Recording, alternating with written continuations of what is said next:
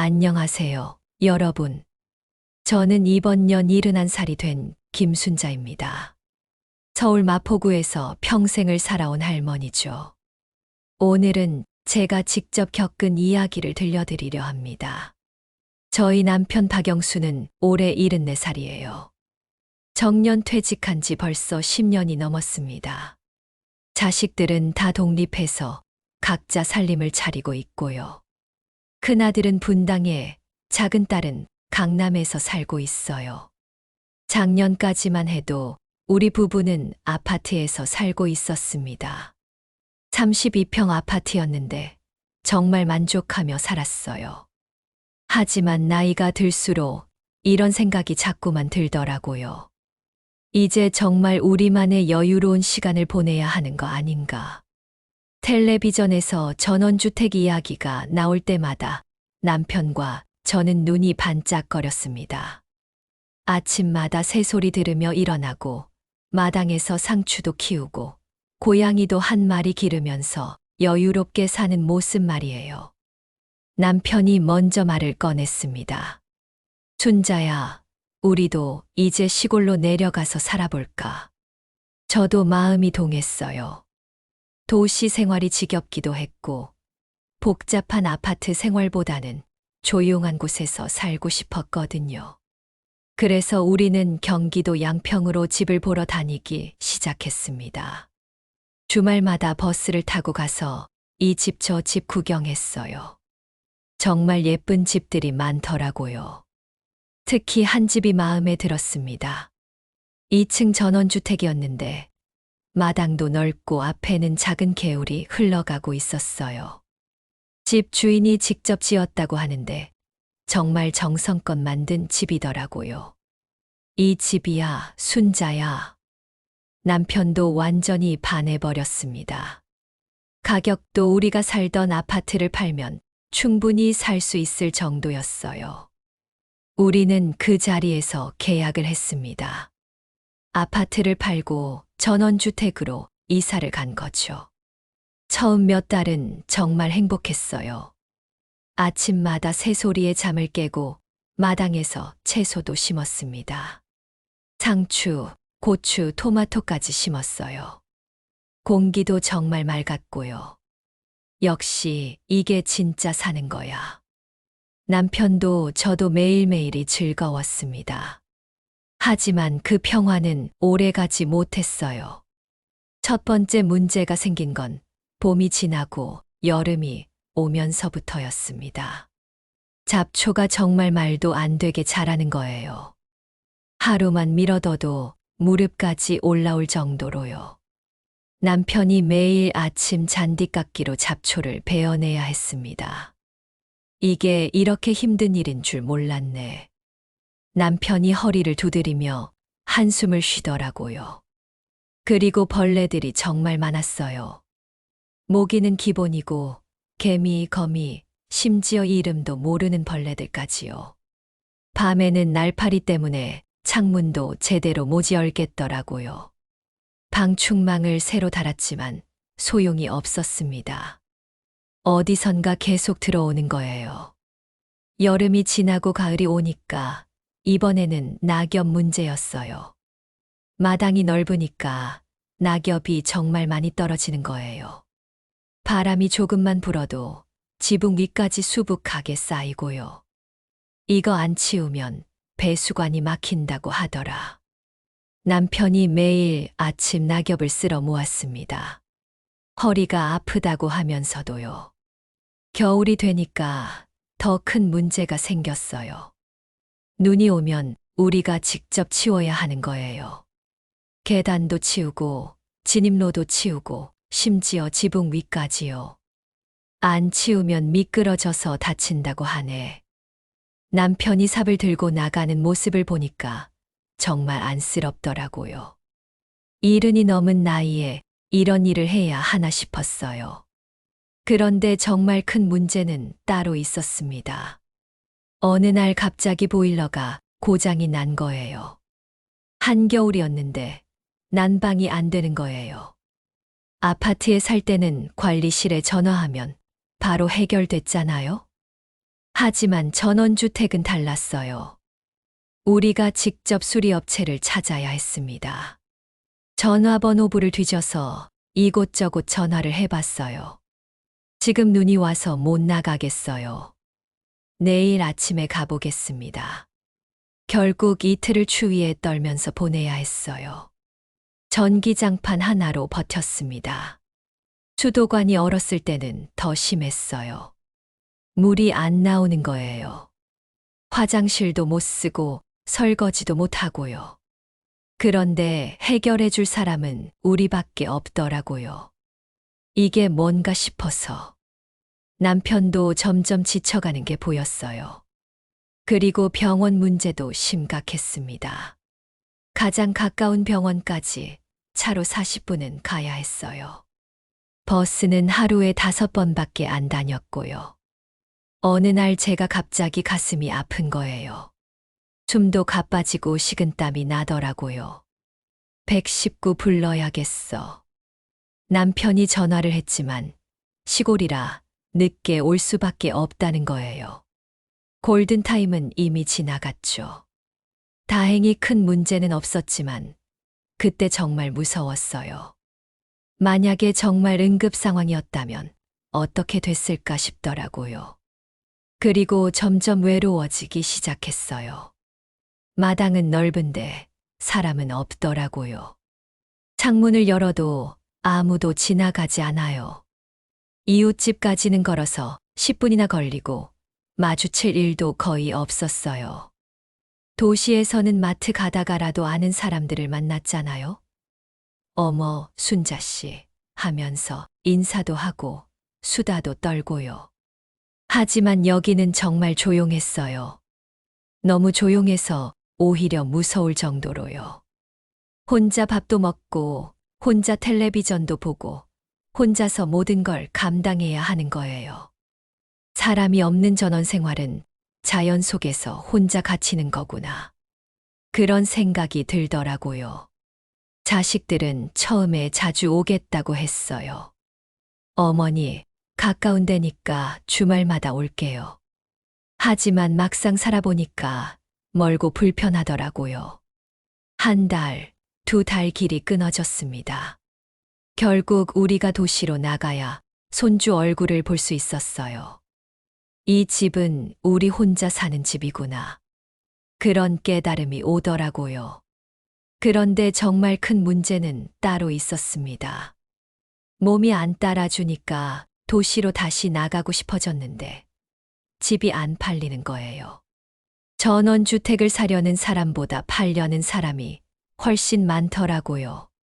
그래서 가격도 계속 떨어지고요. 3억 들여서 지은 집인데 1억 5천만 원에도 안 나가는 거예요. 중개소에서는 아예 이런 말까지 하더라고요. 이거 그냥 임대 놓으세요. 하지만 임대 놓을 사람도 없었어요. 누가 이런 불편한 곳에 살겠어요? 팔리지 않는 집은 우리 삶을 가둬버렸습니다. 나가고 싶어도 나갈 수 없는 상황이 된 거죠. 그때 저는 깨달았어요. 전원주택은 몸이 건강할 때만 가능한 삶이구나. 나이가 들면 결국 도시로 돌아와야 하는구나. 우리 같은 노인들에게 필요한 건 예쁜 집이 아니라 살기 편한 집이구나. 그래서 저는 결심했습니다. 다시 도시로 돌아가자. 하지만 이번에는 정말 우리에게 맞는 집을 찾아보자. 전원주택을 정리하고 도시로 돌아오기로 결정했지만 문제는 어떤 집을 선택해야 하느냐는 것이었어요. 남편과 저는 수없이 많은 고민을 했습니다. 다시 아파트로 갈까? 아니면 다른 방법이 있을까? 그러던 중에 우연히 동네 할머니들과 이야기를 나눌 기회가 있었어요. 마트에서 만난 김영희 할머니였는데 우리보다 2살 많은 76살이셨어요. 순자야, 너희도 전원주택 갔다가 돌아온 거야? 네, 할머니. 정말 힘들더라고요. 나도 그럴 줄 알았어. 요즘 그런 분들 많아. 김영희 할머니가 말씀하시더라고요. 그래서 나는 처음부터 계단 없는 빌라를 선택했지. 계단 없는 빌라요? 처음 들어보는 이야기였어요. 응, 엘리베이터 있는 빌라 말이야. 요즘은 그런 데가 인기래. 그날 저녁 남편과 이야기를 나눴어요. 여보, 계단 없는 빌라가 뭐지? 글쎄, 한번 알아볼까? 우리는 인터넷으로 검색해보기 시작했어요. 정말 신기하더라고요. 요즘에는 엘리베이터가 설치된 빌라들이 많이 생겼더라고요. 그런데 우리에게는 또 다른 고민이 있었어요. 자식들이 어떻게 생각할까 하는 거였어요. 큰아들 민수에게 전화를 했습니다. 민수야, 아빠 엄마가 빌라로 이사 갈 생각인데 어떻게 생각하니? 빌라요? 아파트가 낫지 않아요? 역시나 좋지 않은 반응이었어요. 빌라는 좀 그렇지 않아요? 엘리베이터도 없고 관리도 안 되고 요즘은 엘리베이터 있는 빌라도 많다던데. 그래도 아파트가 낫죠. 아들과 의견이 안 맞았어요. 작은 딸 은영이에게도 전화했습니다. 은영아, 엄마가 빌라 알아보고 있는데. 엄마, 왜 굳이 빌라예요? 아파트가 훨씬 좋잖아요. 딸도 마찬가지 반응이었어요. 관리비도 많이 나올 것 같고, 보안도 안 좋을 것 같아요. 하지만 우리는 직접 경험해 봤잖아요. 아파트도 나이가 들면 불편한 점이 많다는 걸요. 우리는 직접 발품을 팔기로 했습니다. 마포구 근처에서 계단 없는 빌라들을 보러 다니기 시작했어요. 첫 번째로 본 빌라는 정말 실망스러웠어요. 엘리베이터는 있었지만 너무 낡고 관리 상태도 좋지 않았어요. 이건 아니야, 순자야. 남편도 고개를 저었어요. 두 번째로 본 빌라는 조금 나았어요. 깨끗하게 리모델링도 되어 있고 엘리베이터도 새 것이었어요. 하지만 주변 환경이 별로였어요. 병원도 멀고 마트도 멀고 이것도 아닌 것 같아. 세 번째, 네 번째. 계속 집을 보러 다녔지만 마음에 드는 곳을 찾기가 쉽지 않았어요. 그러던 중에 우연히 알게 된 것이 실버타운이었어요. 동네 박정순 할머니가 실버타운으로 이사를 갔다는 소식을 들었거든요. 실버타운이 뭐지? 노인들이 모여 사는 곳 아닌가? 예전에는 실버타운이라고 하면 좀 꺼려지는 분위기가 있었잖아요. 노인들만 모여 사는 곳이라고 해서요. 하지만 박정순 할머니를 만나보니까 생각이 달라지더라고요. 정순이 언니, 실버타운 어때? 아, 정말 좋아. 처음에는 나도 망설였는데 막상 살아보니까 편해. 어떤 게 편한데? 일단 간호사 선생님이 계셔서 몸이 아프면 바로 도움을 받을 수 있어. 그리고 밥도 해주고 빨래도 해주고 정말 신기했어요. 그리고 혼자가 아니라서 좋아. 같이 운동도 하고 영화도 보고 취미 활동도 하고. 하지만 걱정되는 부분도 있었어요. 비용이 많이 들지 않아? 응, 그건 좀 비싸. 한 달에 200만 원 정도 들어. 200만 원이면 우리 연금으로는 감당하기 어려운 금액이었어요. 하지만 요즘은 공공형 실버타운도 있다고 하더라. 그건 훨씬 싸다고 해. 공공형? 응, 나라에서 하는 거. 한 달에 50만 원 정도면 된다고 해. 그날 저녁 남편과 진지하게 이야기를 나눴어요. 실버타운 어떻게 생각해? 글쎄, 아직은 좀 이른 것 같기도 하고.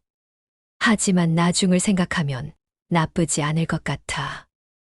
우리는 공공형 실버타운에 대해서 알아보기로 했어요. 시청에 가서 문의를 해봤습니다. LH에서 운영하는 고령자 복지주택이 있습니다.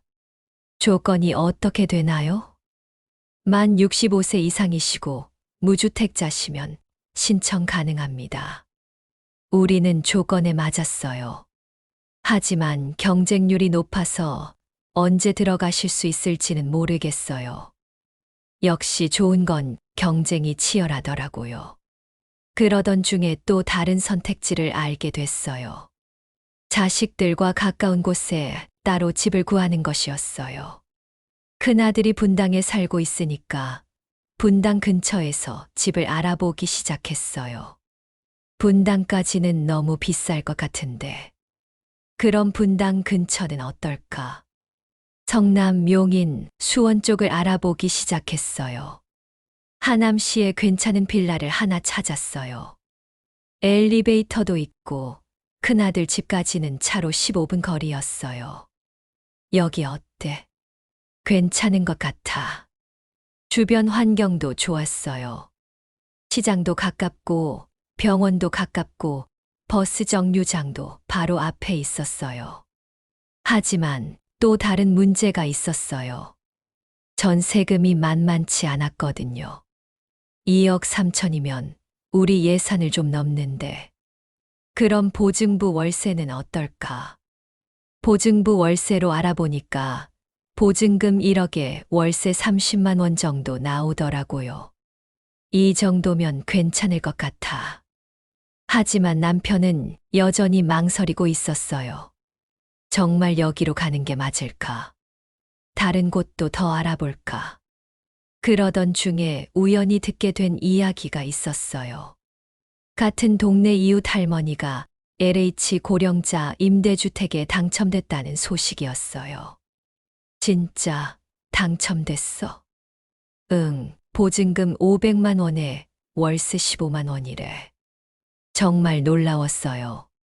그런 좋은 조건의 집이 있다니. 어떻게 신청한 거야? LH 홈페이지에서 신청했어. 좀 복잡하긴 했지만 우리도 바로 신청해 보기로 했어요. 하지만 쉽지 않았어요.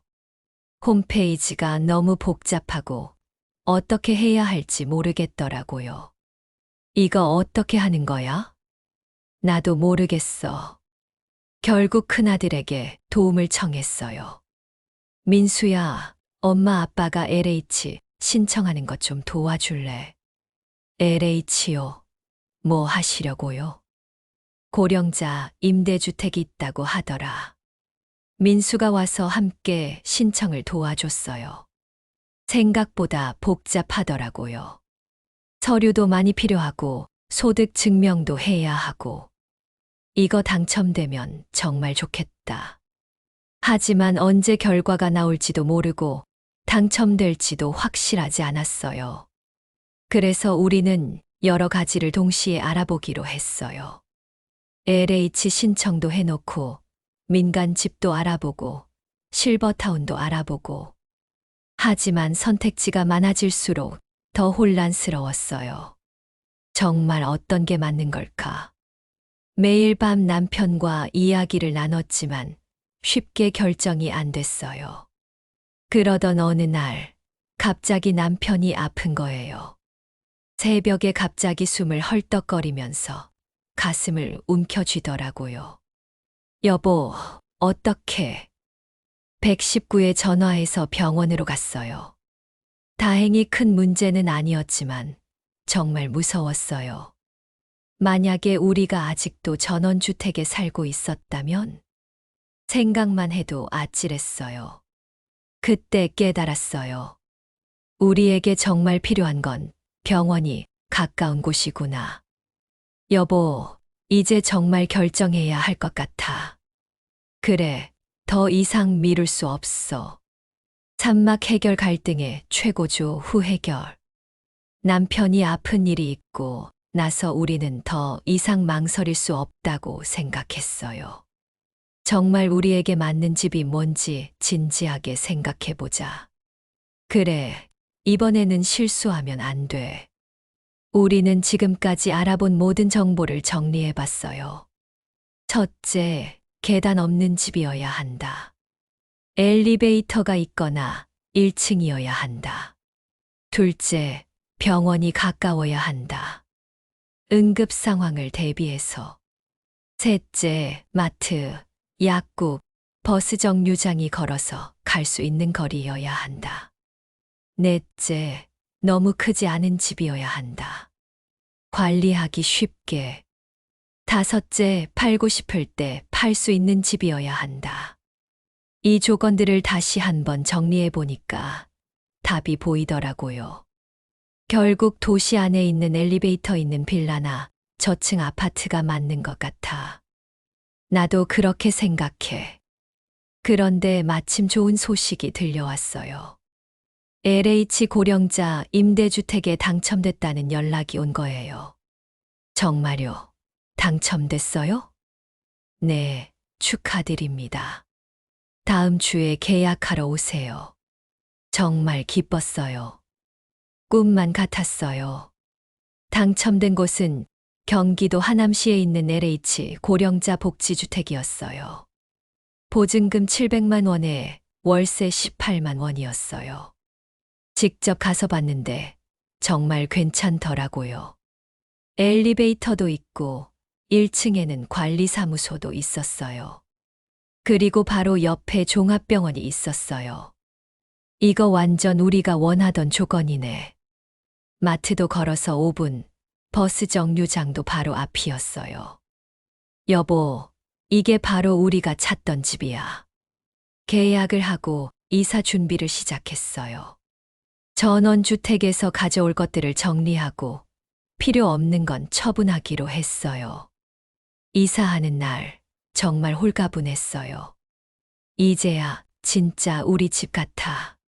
새 집은 정말 편했어요. 엘리베이터로 올라가니까 계단 오르내릴 걱정이 없었고요. 크기도 딱 우리 둘이 살기에 적당했어요. 가장 좋은 건 병원이 정말 가까웠다는 거예요.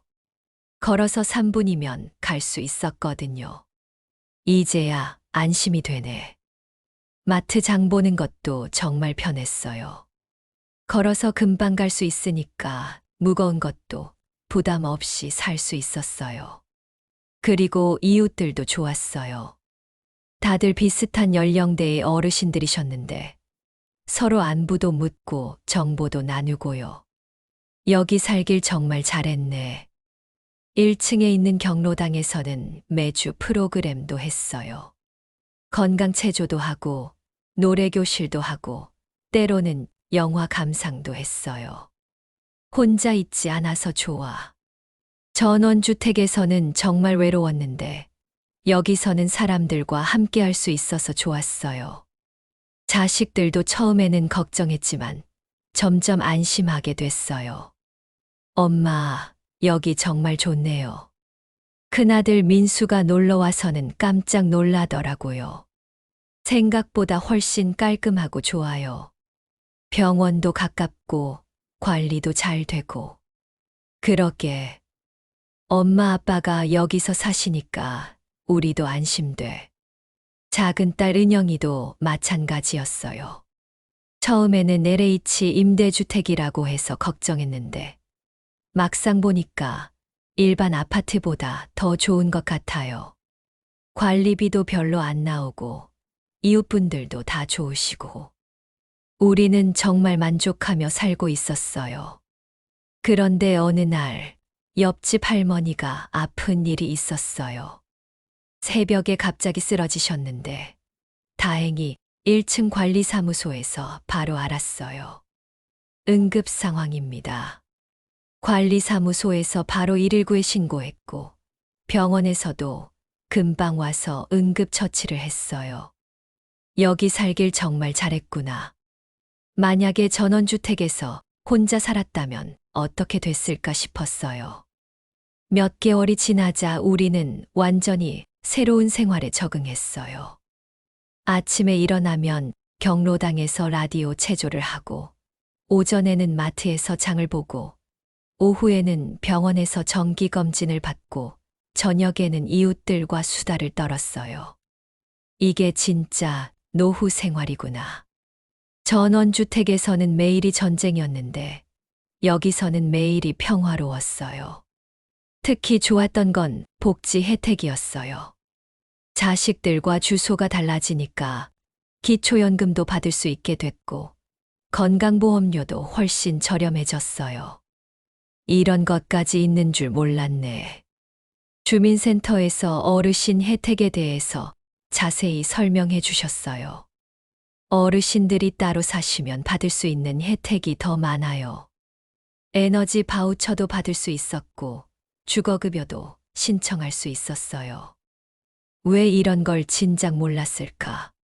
정말 아쉬웠어요. 그리고 가장 좋았던 건 자식들과의 관계가 더 좋아졌다는 거예요. 같이 살 때는 서로 눈치를 보고 간섭도 하고 불편한 점이 많았잖아요. 하지만 따로 살면서 가까이 있으니까 서로에게 부담이 안 됐어요. 엄마, 오늘 저녁 같이 드실래요?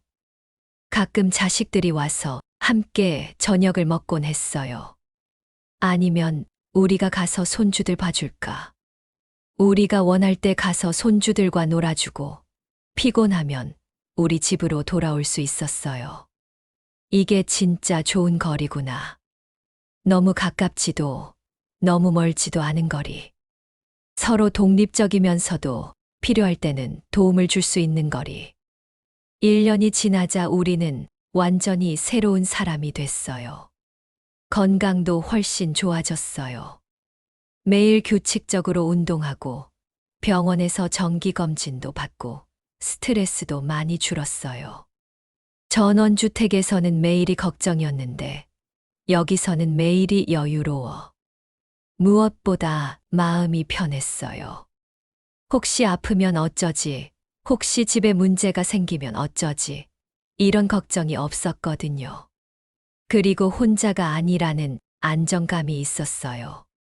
이웃들이 있고 관리사무소가 있고 병원이 가까이 있고 이게 바로 노후에 필요한 안전망이구나. 어느 날 남편이 말했어요. 순자야, 우리 정말 잘 선택한 것 같아. 그러게. 처음에는 막막했는데 전원주택 갔다가 힘들었던 것도 결국은 좋은 경험이었네. 그래야 진짜 우리에게 필요한 게 뭔지 알 수 있었으니까. 정말 그랬어요. 실패를 해봐야 성공이 뭔지 알 수 있는 거더라고요. 그 후로 많은 분들이 우리에게 조언을 구하러 오셨어요. 순자 씨, 우리도 전원주택 생각 중인데 어떻게 생각해? 글쎄요. 정말 신중하게 생각해 보세요.